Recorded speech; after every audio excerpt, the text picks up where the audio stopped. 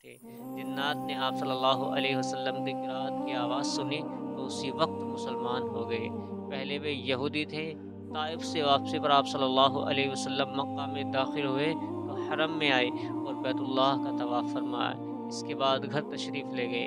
ادھر نو جن جب اپنی قوم میں گئے تو بسم اللہ الرحمن الرحیم، طائف کی وادی میں زخم، پتھروں کی چوٹ اور بے انتہا تکلیفوں کے بعد بھی جب رحمت للعالمین صلی اللہ تعالی علیہ وسلم نے بددعا کی جگہ دعا کو چنا تو اللہ تعالی نے اپنے حبیب صلی اللہ علیہ وسلم کو ایک ایسا منظر دکھایا جو قیامت تک یاد رکھا جائے گا۔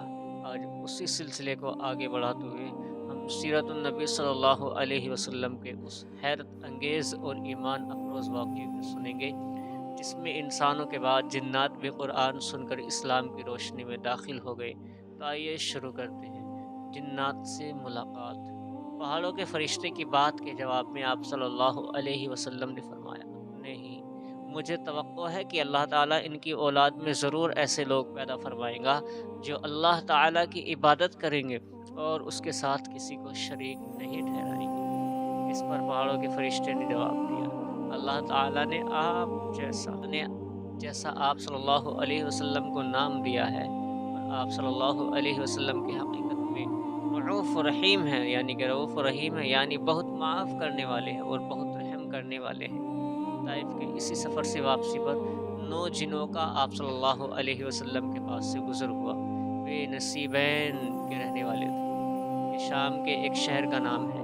آپ صلی اللہ علیہ وسلم اس وقت نماز پڑھ رہے تھے۔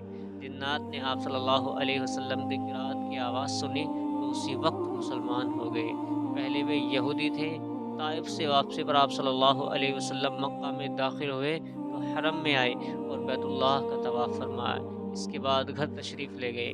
ادھر 9 جن جب اپنی قوم میں گئے تو انہوں نے باقی جنات کو آپ صلی اللہ علیہ وسلم کے بارے میں بتایا۔ چنانچہ وہ سب کے سب مکہ پہنچ گئے۔ انہوں نے حجون کے مقام پر قیام کیا اور ایک جن کو آپ صلی اللہ علیہ وسلم کی خدمت میں بھیجا۔ اس نے آپ صلی اللہ علیہ وسلم سے عرض کیا، میری قوم حجون کے مقام پر ٹھہری ہوئی ہے، آپ صلی اللہ علیہ وسلم وہاں تشریف لے چلیے۔ آپ صلی اللہ علیہ وسلم نے اس سے وعدہ فرمایا کہ آپ صلی اللہ علیہ وسلم رات میں کسی وقت حجون آئیں گے۔ حجون مکہ کے ایک قبرستان کا نام تھا۔ رات کے وقت آپ صلی اللہ علیہ وسلم وہاں پہنچے۔ حضرت عبداللہ بن مسعود رضی اللہ تعالیٰ عنہ آپ صلی اللہ علیہ وسلم کے ساتھ تھے۔ حجون پہنچ کر آپ صلی اللہ علیہ وسلم نے حضرت عبداللہ بن مسعود رضی اللہ تعالیٰ عنہ کے گرد ایک خط کھینچ دیا اور فرمایا، اس سے باہر مت نکلنا، اگر تم نے دائرے سے باہر قدم رکھ دیا تو قیامت کے دن تک تم مجھے نہیں دیکھ پاؤ گے اور نہ میں تمہیں دیکھ سکوں گا۔ ایک روایت کے مطابق آپ صلی اللہ علیہ وسلم نے ان سے یہ فرمایا، میرے آنے تک تم اسی جگہ رہو، تمہیں کسی چیز سے ڈر نہیں لگے گا، نہ کسی چیز کو دیکھ کر ہول محسوس ہوگا۔ اس کے بعد آپ صلی اللہ علیہ وسلم کچھ فاصلے پر جا کر بیٹھ گئے۔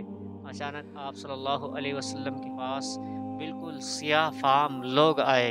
یہ کافی تعداد میں تھے اور آپ صلی اللہ علیہ وسلم پر ہجوم کر کے ٹوٹ پڑے تھے، یعنی قرآن پاک سننے کی خواہش میں ایک دوسرے پر گر رہے تھے۔ اس موقع پر حضرت عبداللہ بن مسعود رضی اللہ تعالیٰ عنہ نے چاہا کہ آگے بڑھ کر ان لوگوں کو آپ صلی اللہ علیہ وسلم کے پاس سے ہٹا دے، لیکن پھر انہیں آپ صلی اللہ علیہ وسلم کا ارشاد یاد آ گیا اور وہ اپنی جگہ سے نہ ہلے۔ ادھر جنات نے آپ صلی اللہ علیہ وسلم سے کہا، اے اللہ کے رسول، ہم جس جگہ کے رہنے والے ہیں، یعنی جہاں ہمیں جانا ہے وہ جگہ دور ہے، اس لیے ہمارے اور ہماری سواریوں کے لیے سفر کا سامان انتظام فرما دیجیے۔